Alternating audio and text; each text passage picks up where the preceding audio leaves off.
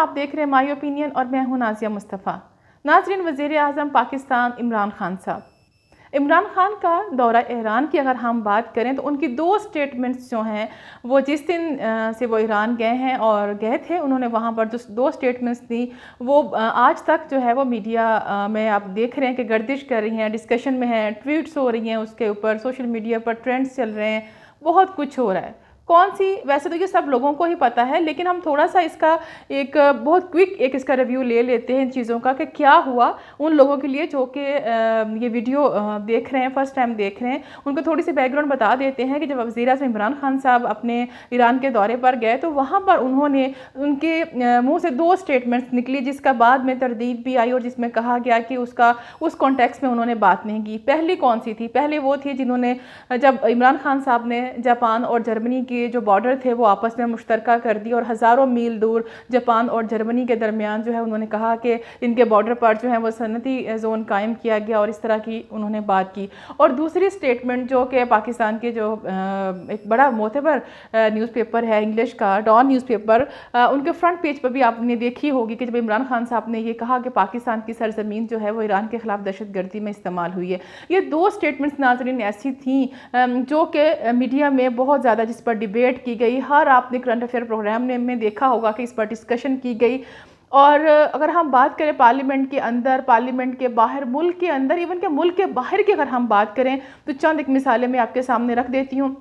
अगर हम पार्लियामेंट में बात करें और ख़ास पीपल्स पार्टी की बात करें तो श्री रहमान है, उनमें हिना रब्बानी खर और बिलावल भुट्टो, इन्होंने बहुत ज़्यादा तनकीद की इमरान खान साहब की इन स्टेटमेंट्स पर। अगर हम मुस्लिम लीग नून की बात करें तो खुरम दस्तगीर और फिर उसके बाद मरियम बीबी, मरियम नवाज शरीफ, और वो किस तरह से पीछे रह सकती है जब इमरान खान साहब की कोई इस तरह की बात हो और वो उस पर उनका ट्वीट ना आए। फिर उसके बाद ख्वाजा आसिफ की भी इस पर उन्होंने ट्वीट किया कि इमरान खान साहब ने जो ये एक स्टेटमेंट दिया है इससे बहुत ज़्यादा मुल्क की बदनामी हुई है। ये तो कुछ चीज़ें मुल्क के अगर अंदर की हम पॉलिटिक्स की बात कर रहे हैं। और फिर सोशल मीडिया की अगर हम बात करें तो वहाँ पर टॉप ट्रेंड बना रहा इमरान खान साहब का ये जो दोनों चीज़ें थी इसको लेकर। और फिर अगर हम इंटरनेशनल मीडिया की बात करें और ख़ास तौर पर अगर हम इंडिया की बात करें तो NDTV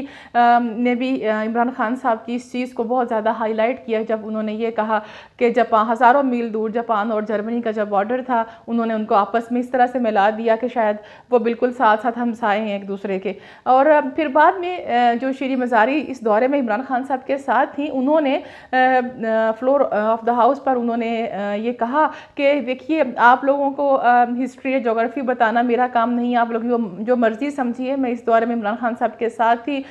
ज़ुबान स्लिप भी हो जाती है, ऐसा कोई मामला नहीं है। लेकिन फिर श्री मज़ारी साहबा ने दो ट्वीट्स भी की जो कि बाद में उनको डिलीट करना पड़ी, जिसमें उन्होंने ये कहा था कि ये पुरानी वीडियो है जिसको एडिट करके मीडिया में लाया गया है। और साथ उन्होंने ये भी मेंशन कर दिया कि मैं इस दौरे में साथ थी,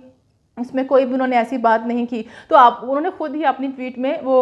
कंट्राडिक्ट कर दी दोनों चीज़ें। अगर वो वीडियो एडिट थी तो आप इस दौरे में मौजूद कैसे थी? लेकिन खैर बाद में फिर उन्होंने वो अपनी ट्वीट्स जो थी वो डिलीट कर दी। हमने बात की कि इंटरनेशनल मीडिया ने इस चीज़ को बहुत ज़्यादा उठाया। पाकिस्तान में तो ऑलरेडी अपोजिशन इस पर क्रिटिसाइज़ करना ही करना था, क्योंकि कोई मौका अपोजिशन हाथ से जाने नहीं देती। अगर हुकूमत की तरफ से हमें देखने का कि मिलता है कि इमरान खान साहब का कोई जलसा हो या उनके कोई वज़रा की स्टेटमेंट हो तो अपोजिशन पर तनकीद ना हो, ये कैसे मुमकिन है? और बिल्कुल इसी तरह से ही अपोजिशन जो है, मेरा ख्याल वो भी सिर्फ इसी इंतज़ार में बैठी रहती है कि खान साहब की जानिब से कोई ऐसी चीज़ उनके मुंह से निकले, कोई ऐसा बयान, कोई ऐसी स्टेटमेंट वो दें और फिर उस चीज़ पर जो है वो लेकर डिबेट शुरू हो जाए। लेकिन इसमें इंपॉर्टेंट ये हुआ कि जिस तरह से कल ये असम्बली में इस चीज़ की डिमांड की गई थी कि इमरान खान साहब इस चीज़ की वजाहत करें कि जो उन्होंने कहा कि पाकिस्तान की सरजमीन ईरान के ख़िलाफ़ दहशतगर्दी में इस्तेमाल हुई, इसका क्या मतलब है? पाकिस्तान को बैनुल-अक़वामी सतह पर यह खुद ही बदनाम करने की कोशिश है कि ये डॉन लीग से बड़ा मामला है, यहाँ तक अपोजिशन की जानिब से ये कहा गया। और फिर आज वज़ीर आज़म ऑफिस की जानिब से एक स्टेटमेंट जारी हुआ जिसमें ये कहा गया कि इमरान खान साहब की ये जो बयान था जिसमें उन्होंने ये कहा कि पाकिस्तान की सरजमीन दहशतगर्दी के ख़िलाफ़ इस्तेमाल हुई है, तो उसको उन्होंने कहा है कि उन्होंने उस कॉन्टेक्स्ट में बात नहीं की, सियाको सबक नहीं लिया गया इस पूरी बात का, इस पूरे मामले का। उन्होंने पाकिस्तान के ख़िलाफ़ कोई बात नहीं की, बल्कि उनका ये कहना था जो स्टेटमेंट जारी हुआ उसके मुताबिक कि पाकिस्तान में कुछ गैर रियासती अनासर ऐसे हैं कि जो कि बैरूनी क़ुव्वतें पाकिस्तान को डिस्टेबलाइज करना चाहती हैं वो उनके हाथों इस्तेमाल हो रहे हैं। और उन्होंने उस कॉन्टेक्स्ट में बात की, उन्होंने तो ये कहा कि इमरान खान साहब की तो कोशिश है कि जो ओरमाड़ा वाला वाक़या था जिसमें हमारे पाकिस्तान नेवी के जवान भी उसमें शहीद हुए, कि उस वाक़े को उन्होंने भरपूर तरीके से वहाँ पर ईरान में उन्होंने उस अपने विज़िट में हाईलाइट किया, क्योंकि ये कहा गया था जो दहशतगर्द थे वो ईरान से आए थे। वहाँ पर इस चीज़ को उठाया कि जो सारा मामला था कि पाकिस्तान में किस तरह से दहशतगर्दी करवाई जा रही है और पाकिस्तान आइंदा कभी भी अपनी सरजमीन जो है वो ईरान के ख़िलाफ़ नहीं इस्तेमाल होने देगा, और ना ही ईरान जो है वो इस तरह की किसी भी चीज़ में जो है वो मुलविस हो या पाकिस्तान से को कोई नुकसान पहुँच सके। और फिर उन्होंने कुलभूषण जाधव का जो मामला था उसका भी फिर उन्होंने उसमें जिक्र किया। बहरहाल सूरत हाल को उन्होंने काफ़ी कंट्रोल करने की कोशिश की है, लेकिन इस सारे मामले में देखिए जो नुकसान पाकिस्तान का या पाकिस्तान के इमेज का हुआ है वो रिकवर नहीं हो सकता। मैं इसलिए नहीं कह रही कि मुझे कोई इमरान खान साहब से कोई इख्तलाफ है या उनकी पार्टी से कोई इख्तलाफ है या उनके नज़रियात से कोई इख्तलाफ है। As a Pakistani, as a journalist मैं ये सोचती हूँ कि जिस तरह से इंडियन मीडिया ने और इंटरनेशनल मीडिया की ने जिस तरह से इस मामले को उठाया और जिस तरह से इस जगहसाई का मौका दिया गया लोगों को, और ये चीज़ नहीं होनी चाहिए थी, क्योंकि जब आप एज अ प्राइम मिनिस्टर किसी भी मुल्क के विजिट पर जाते हैं तो आपकी बहुत ज़्यादा रिस्पॉन्सिबिलिटी होती है, आप एक एक वर्ड जो है वो सोच कर बोलते हैं। तो इसीलिए फिर सोशल मीडिया पर कुछ लोगों ने इस बात का मजाक भी बनाया कि जो लोग कहते थे कि नवाज शरीफ साहब अपने पास पर्ची लिख के रखते हैं, तो कम अज़ कम ऐसी गलतियाँ दोहराने से बेहतर है कि अपने पास पर्ची ही लिख कर जो है वो रख ली जाए। लेकिन ठीक है, फिर इवन के कुछ जर्नलिस्ट ने भी ये तनकीद की कि अगर इमरान खान साहब ये कहते हैं कि अच्छा, और जिस तरह शीरी मज़ारी ने कहा कि वो तो उनकी ज़ुबान ट्विस्ट हो गई थी, ज़ुबान स्लिप हो गई थी, जिसकी वजह से उन्होंने वो जापान और जर्मनी वाली जो बात थी, फ्रांस कहना था तो उन्होंने उनको जापान कह दिया। तो फिर जब गलती एक दफ़ा होती है, एक फ़िक्र में एक चीज़, एक वर्ड एक दफ़ा गलती से दोहराया जाता है, बार बार आप 2-3 दफ़ा उसी चीज़ का जिक्र जो है वो नहीं करते हैं।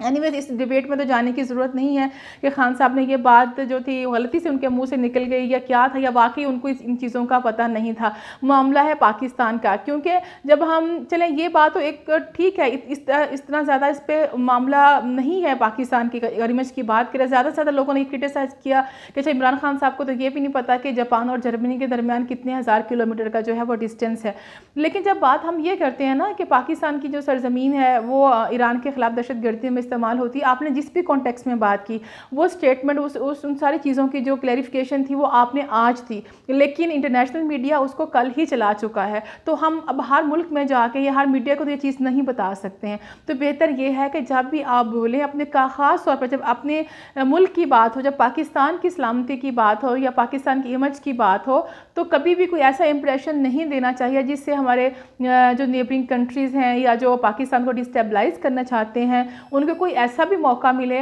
कि वो हमारे वज़ीर आज़म साहब का जो है वो मजाक बनाइए, जो कहें कि इनको तो अपने मुल्क के बारे में ही बोलते हुए कुछ अल्फाज के चुनाव में उनको पता ही नहीं है।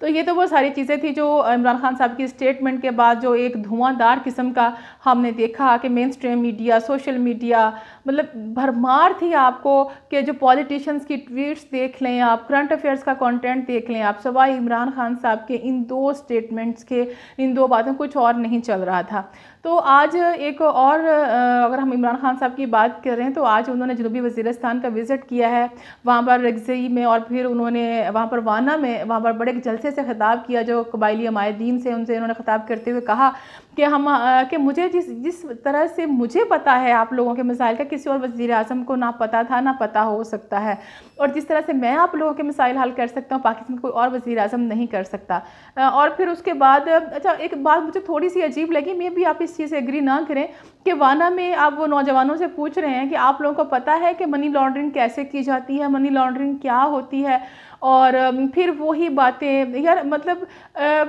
बंदा इतना फेडअप हो जाता है ये चीज़ें सुन के हर जलसे में। यकीन करें मैंने जो उनकी वाना के जलसे से पहले जो उनका जलसा था मैंने वो भी सुना, जब मैंने दूसरा सुना मुझे ऐसे लगा कि जैसे वही वीडियो जो है वो दोबारा उनकी वो रिपीट हो रही है, सवाए उनके सर पर जो पगड़ी ली हुई थी उसके अलावा मुझे उनमें डिफरेंस नज़र नहीं आया उनकी उस पहले जलसे में और जो वाना में उन्होंने जलसा किया उसमें। इवन कि अब चंद रोज़ पहले जो उन्होंने औरकज़ई में जलसा किया था इमरान खान साहब ने, आप उसकी भी अगर आप स्पीच उठा के देख लें तो आपको कोई डिफरेंस नज़र नहीं आता, उसमें 3 ही बातें मुश्तरक हैं। सबसे पहले नंबर पर ये कि इमरान खान साहब का ये कहना है कि उन्होंने इस चीज़ की बहुत मुखालफत की थी कि अमेरिका के कहने पर जो है वो वहाँ पर कबायली इलाकों में जो है वहाँ पर फ़ौज को ना भेजा जाए, और दूसरे नंबर पर उनकी एक ही बात है, वो जो अपोजिशन है, जो पीपल्स पार्टी और नून लीग की हुकूमतें हैं, उनके ख़िलाफ़ जो उनकी तनकीद है, उनकी लूट मार, करप्शन की दास्तानें और मनी लॉन्ड्रिंग, ये 2 चीज़ें होगी। और तीसरी चीज़ ये कि जिस तरह से मैं आप लोगों के लिए कर सकता हूँ, कोई और वज़ीर आज़म नहीं कर सकता। फिर आप उन्होंने कहा कि हम 1 साल में 100 अरब रुपया जो है वो आप लोगों की सूरत हाल बेहतर बनाने के लिए जो है वो लगाएंगे। खैर अभी तो उन्होंने ऐलान किया है, जब चीज़ें आगे चलेंगी तो फिर सूरत हाल वाज़ेह हो जाएगी। सिर्फ कहना ये है कि खान साहब हम भी चाहते हैं कि आप जो है इस मुल्क को आगे लेके चलें। आप नौजवानों की उम्मीद हैं, लोग उनको आपसे बहुत ज़्यादा उम्मीदें वाबस्ता हैं, लेकिन खुदारा आप जो अपनी स्पीच करते हैं, या तो आप बहुत अच्छा एक स्पीच राइटर आप रख लें। अगर आपने फिलबदी आपका कहने को दिल करता है तो थोड़ा सा निकलने से पहले, उस जलसे में जाने से पहले आप चंद एक चीज़ें, अब ये देखें कि मैंने पहले भी ये कही थी, अब भी ये कही, तो इस तरह से एक किस्म की वही चीज़ें आप रिपीट कर रहे होते हैं जो आपने चंद दिन पहले किसी और जलसे में कही होती है। जैसे आपके पास कहने को कुछ और नहीं है सवाए 3 चीज़ों के, फ़ौज को नहीं भेजना चाहिए था, और सबका हुकूमतों की करप्शन की दास्तानें, और फिर मैं आप लोगों के मसाइल हल कर सकते हैं। इसके अलावा तीसरी कोई बात नहीं थी। आप चाहे 1 घंटा भी आप स्पीच कर लें, उसमें सिर्फ यही 3 चीज़ें निकलती हैं। अगर बैरूनी दौरे पर जाते हैं या मुल्क के अंदर किसी जगह पर खिताब करने के लिए जाते हैं, तो उनके हमें ऐसे क्यों नहीं लगता कि वो एक PM की स्पीच है, वो ऐसी एक अपोजिशन लीडर की, जिस तरह से अभी भी वो लगता ही नहीं कि वो, या वो खुद को नहीं समझ पा रहे हैं कि मैं एक वज़ीर आज़म हूँ पाकिस्तान का और मुझे उस लेवल की बात करनी चाहिए, ना कि उस तरह से जैसे आप इलेक्शन कैंपेन में जा रहे हैं और वहाँ के लोगों से आप वादे कर रहे हैं और वहाँ के लोगों को आप उम्मीदें दिला रहे हैं। मतलब इस तरह की बातें नहीं होनी चाहिए। ये सब बातें इलेक्शन के दिनों में, इलेक्शन कैंपेन में तो अच्छी लगती हैं, लेकिन जब एक आपका इलेक्टेड वज़ीर आज़म जब किसी इलाके में जाता है तो वहाँ के लोगों को ये बातें नहीं उसको करनी चाहिए, लोगों को ये इंप्रेशन मिला जैसे ये हमसे वोट मांगने के लिए आया और हमें ये उम्मीदें दिला रहा है कि मैं आपके लिए ये करूंगा और ये करूंगा। इस चीज़ में थोड़ा सा डिफरेंस ज़रूर होना चाहिए। और अगर हम फिर बात करें कि अभी जो कैबिनेट उन्होंने अपनी काबीना में तब्दीलियां की हैं, तो बहुत सी अभी भी हमें काबीना के जो लोग, जो पहले वुज़रा थे, जो जिनको चेंज कर दिया है, जो नए वुज़रा हैं, उनके दरमियान में भी हमें काफ़ी ज़्यादा गर्मा गर्मी देखने को मिलती है। उनकी ट्वीट्स के ज़रिए, प्रेस कॉन्फ्रेंसिस के ज़रिए, जिस तरह से फिरदौस आशिक अवान साहिबा ने जो साबिक वज़ीर पेट्रोलियम थे उनके बारे में ये कहा, गुलाम सरवर साहब के बारे में, कि वजारत पेट्रोलियम पर डाका मारा गया तो वो डाकू हैं इसलिए उनको बदल दिया गया, जिस पर गुलाम सरवर साहब का ये कहना था कि उनके स्टेटमेंट से लगता है कि वो कितनी जिम्मेदार हैं। यानी कि पाकिस्तानी पॉलिटिक्स में ऑलरेडी काफ़ी ज़्यादा हलचल है चीज़ें, क्योंकि पंजाब की तरफ अगर हम जाएं तो फिर ये भी ख़बरें जो है वो गर्दिश कर रही हैं कि चौधरी निसार साहब जो हैं वो हो सकता है कि PTI में शामिल हो जाएं, फिर उसके बाद वो अगले वज़ीर आला पंजाब के लिए भी वो उनका नाम सामने आ रहा है। लेकिन इस बात की तरदीद जो है वो PTI के जो वुज़रा हैं वो भी कर चुके हैं, जो कहते हैं कि चौधरी निसार साहब को तो उनकी अपनी पार्टी वाले नहीं पूछते, तो फिर हम उनको अपने पार्टी में क्यों शामिल करेंगे। ये कहा था मोहतरमा डॉक्टर फिरदौस आशिक अवान साहबा ने, जब उनसे ये सवाल किया गया था कि ये बातें, ये खबरें बड़ी गर्दिश कर रही है कि चौधरी निसार साहब जो हैं वो हो सकता है आने वाले दिनों में हमें पंजाब में उनका एक अहम रोल मिलता हुआ हमें उनका नज़र आ रहा है। तो लेकिन मेरा अपना ये राय है कि उस्मान बुज़दार साहब तो मुझे कहीं जाते हुए नज़र नहीं आते। हाँ, अलबत्ता वहाँ की काबीना में भी कुछ तब्दीलियाँ हो सकती हैं, लेकिन उस्मान बुज़दार साहब पर जिस तरह से इमरान खान साहब का एतमाद है, क्योंकि किसी भी मौके पर हमें ये नहीं लगा कि इमरान खान साहब जो हैं वो उनकी बैक पर ना खड़े, उनको सपोर्ट ना कर रहे हों, हर जगह पर वो उनको सपोर्ट कर रहे हैं। लेकिन इमरान खान साहब का वैसे ये बात भी है कि पता नहीं चलता कि आज हम ये कह रहे हैं और कल को उनको अचानक से लगे कि नहीं ये बात ठीक नहीं है तो बुज़दार साहब को भी बदल दें, क्योंकि कुछ भी हो सकता है। PTI की पॉलिटिक्स में कुछ भी हो सकता है। PTI क्योंकि पहली दफ़ा इलेक्ट होकर आ रही है हुकूमत में, तो अभी तक इनकी चीज़ों का उस तरह से पता नहीं चल रहा कि ये लोग क्या करना चाहते हैं। लेकिन जो वुज़रा जिनको तब्दील किया वो कुछ नाराज़ से लगते हैं। अगर आप आज असम्बली में, कौमी असम्बली का जब इजलास जारी था, तो गुलाम सरवर साहब को अगर बैठे हुए देखिए और असद उमर साहब ने जिस तरह से वहाँ पे स्पीच की, ये सारी चीज़ें, तो कुछ वो नाराज़ भी हैं। अभी देखते हैं कि कब तक ये सारी चीज़ें नॉर्मल होती हैं। और फिर क्योंकि ये कोई इतना उनके इमरान खान साहब के लिए भी यकीनन ये कोई आसान काम नहीं है, और जो फिर नए वुज़रा आते हैं उनको नई जिम्मेदारियाँ मिलती हैं और फिर उनकी वजारतें तब्दील हो जाती हैं, तो फिर से उनको ज़ीरो से वो सारी एफर्ट्स करनी पड़ती है आगे बढ़ने के लिए, तो काफ़ी ज़्यादा इसमें टाइम लगता है। लेकिन बेहतर यही है कि वज़ीर आज़म इमरान खान साहब जो भी अपने वुज़रा